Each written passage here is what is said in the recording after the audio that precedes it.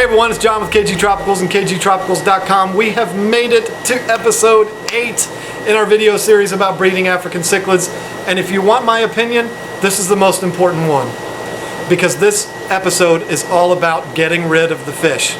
You've put in all this effort, you've spent all this money, you've done your water changes, and you've made sure you picked the right fish, and you fed them the right food, and you did everything right. It's not going to mean anything if you don't have a way of getting rid of the fish. So it's an extremely important part. If you can't get rid of your fish, what's going to end up happening? You're going to have too many fish for the tanks that you have. And so you're going to end up spending more money because you got to get more tanks, and it can become a big mess and become stressful for you. So we want to keep it easy, right? We want to keep it to where this is fun. That's the whole point. So we're going to talk about a few different ways that you can get rid of the fish that are easy, don't cost a lot of money. Some of them don't cost any money at all. And you should put this plan into place before you even start. You should know what you're going to do. So I'm going to go through the first few pretty quick because the last one is going to take me a little bit of time. First thing is, if you're not a member of your local aquarium society, become one, because they're an invaluable resource for information. It's a great place to meet new friends that share the same interests that you do, and they have, most of them, everyone that I've ever seen, has a website that has a classified section on there where you can sell your fish right there on their website to people locally to you. The next one, Craigslist. Actually, we're going to talk about two websites, Craigslist and Aquabid. Craigslist, I'm not going to tell you what Craigslist is. If you don't know what Craigslist is, wake up. The other one is Aquabid. Now, Aquabid is an incredibly successful fish sales website. It's basically eBay for fish. I know people who are fish breeders that's all they do is sell their fish on Aquabid. So go on that website, see what's involved in selling fish on it. It's free. You don't have to pay anything to list your fish for sale on there, and it's a very well done, well managed website. I've used them, and I've used them successfully. So definitely try that. Craigslist, Aquabid, no brainer. The other website should be blaringly obvious, eBay. Now, I've never used eBay, but I know it works. The reason why I know it works is because you can go on individual sellers' histories and see what they've sold. And there's people on there that have sold thousands of fish on eBay. So I know it works. I've just never used it. Why? I don't know. So Craigslist, eBay, Aquabid, join your local aquarium society, your local fish club. Trust me, they're everywhere. Don't tell me I live in a small town. Your town probably ain't as small as King George, and I promise you, you're going to have one in your town. I've got 2 in mine. So they're out there. Find them. They're not hard to find. Now, this is the big one. This is the one that I can offer you a completely different perspective on now than I could a few months ago. And that is selling your fish to pet stores. If I was to do this video a few months ago, I would have done this from the breeder perspective. But now I'm going to do this as the pet store perspective. And I think it's actually a service to you to do that, because I think a lot of people don't know what to expect when they walk into their pet store. Everybody knows that the general rule of thumb in retail is that a retail product has about 100% markup. If you see something in a store that costs $5, odds are your retailer paid somewhere around $2.50 for it, and they're going to mark it up by 100% and sell it to you. Fish, live animals, are not that way. Okay? Get that through your head. They are not that way. It's a completely different set of circumstances surrounding a live animal and something that you can put on the shelf and allow to collect dust until a customer comes in to buy it. There's food, there's maintenance, there's care, there is space in a tank. Tanks take up a lot of space, and we only have so many of them. So there's a lot invested in every single fish that's in a pet store. And so the markup, I'm not going to tell you what it is. I'd get in trouble for that, probably. All the other pet stores would hate me. But the markup is not the same as normal retail. The reason why I'm telling you this is because You've got to understand that when you walk into a pet store to sell your fish, you're not going to get top dollar for them. Period.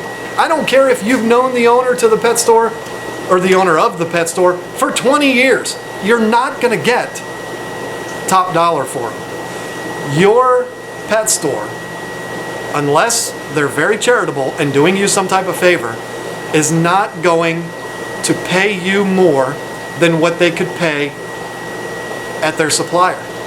If I can buy a fish for $2 from my supplier, why am I going to pay you $4? So you've got to know that going in. This is what I tell everybody. And even people who come in here wanting to sell me fish, I tell them, hey, understand that you're probably going to be insulted by what I'm going to tell you. Because you have an expectation in your head of how much money that you're going to get for this fish or these fish, and I promise you, it's not going to be it. I try to be very open and honest with people who want to sell me fish. We've only been open for 3 weekends, so it's not like I've had a ton. But I literally had people day one that we were open coming in here to sell me fish. And I love it. It's not like it's a problem. It's actually a good thing. I started a relationship with a guy here in King George that's an angel breeder. I would absolutely love to be able to buy my angels from a local breeder. There's something about being able to put on the tank locally bred. It attracts attention. So I do like to support that, but I do want people to understand that set your expectations low. It's not because I'm telling you the pet store is going to rip you off. It's just that if you go in there expecting you're going to get top dollar, you're going to think the pet store is ripping you off. But I promise you, they're not. Pet stores have a lot of money invested in keeping and caring for the fish that you're selling them. They need a return on that as well as to make money for their business. So, set your expectations low. Don't go in there with a bag of nickel-size angels and expect to get $3 a piece for them. It ain't happening. Now, the other side to that is, on video number 2, we talked about fish that I recommend that you breed. I did that for a reason, because those fish are the kind of fish that if you are not able to sell them on your own, pet stores will usually take them off your hands because they know they'll sell. They know they've got people coming in every day wanting to buy these fish. I'll give you a great example. I've got right now probably 30 Rusties in my store right now. Rusty cichlids. You know what they are. They're awesome. Everybody loves Rusties. I just so happen to have an incredibly gorgeous breeding colony of Rusties. And those are in my store. And so people come in and they see the breeding colony and they go, oh, those are gorgeous. I want those. Okay. Well, here they are down here. We've got them at about 2 inches that are for sale. Every day we're selling people Rusties. I've got a lot of them. I'm breeding them. But if somebody came in and wanted to sell me a bag of Rusties, I'd probably buy them as long as we can come into an agreement on price because I know that they'll sell. So if you have fish that your pet store is constantly turning around, there's a good chance that they will buy your fish from you. Now, if you walk into your pet store with a bag of some kind of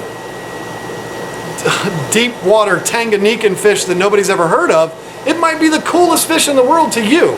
It might be the coolest fish in the world to me. But the question should be, can I sell it? And if I can't sell it, then I'm not going to want to buy a bag of 25 of them from you.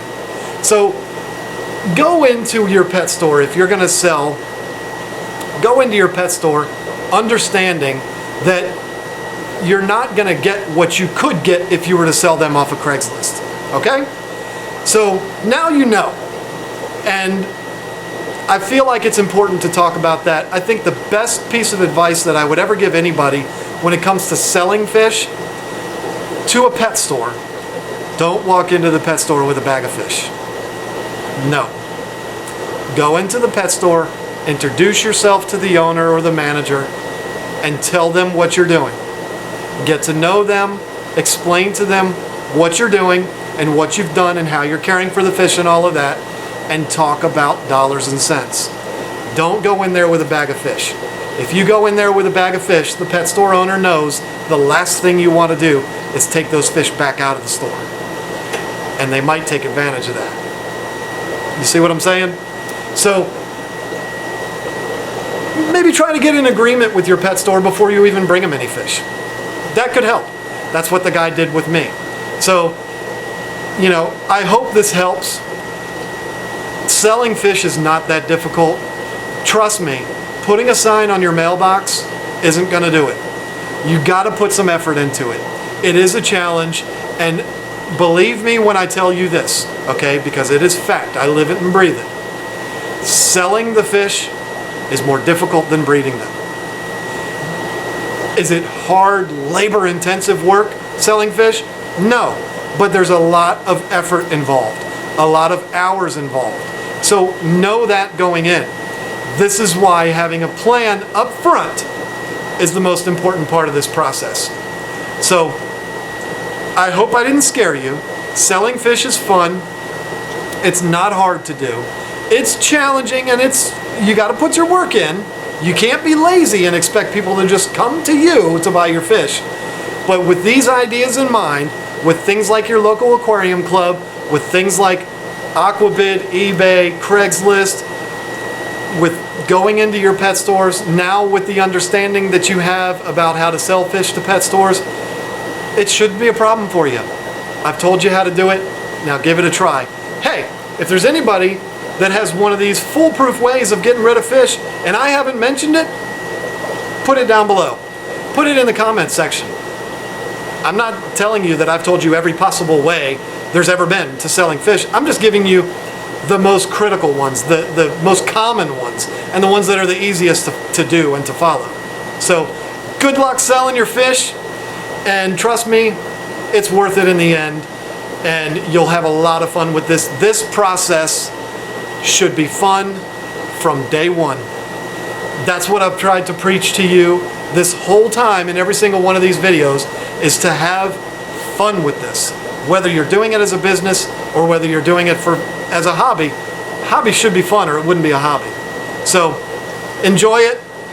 Put your fish up on Craigslist, put them on Aquabid. I hope to see your names on there. Probably won't see you on Craigslist unless you live in my town. But anyway, on the next video, we're going to talk about common problems and frequently asked questions. Now, I actually thought about scrapping this one from the list because I could kind of do episode 9 and 10 in the same episode, but I'm going to go ahead and do it. I'm going to do an episode all about frequently asked questions and common problems that we run into as fish breeders. So tune in for the next one. I can't tell you exactly when that's going to be ready, but it'll be ready soon.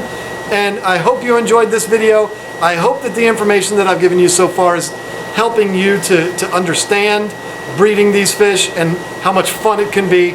I hope you take on the challenge for yourself, and I appreciate you watching. I appreciate you subscribing to the channel and commenting on the videos and liking the Facebook page and all of that kind of stuff. It's been a blast. I'm not signing off for good, but since this is kind of the end of the technique and all that kind of stuff, and the next videos are just going to be all about your questions and stuff like that, I'm kind of putting the how-to section to bed. So thank you so much for watching, and hey, we'll see you on the next video.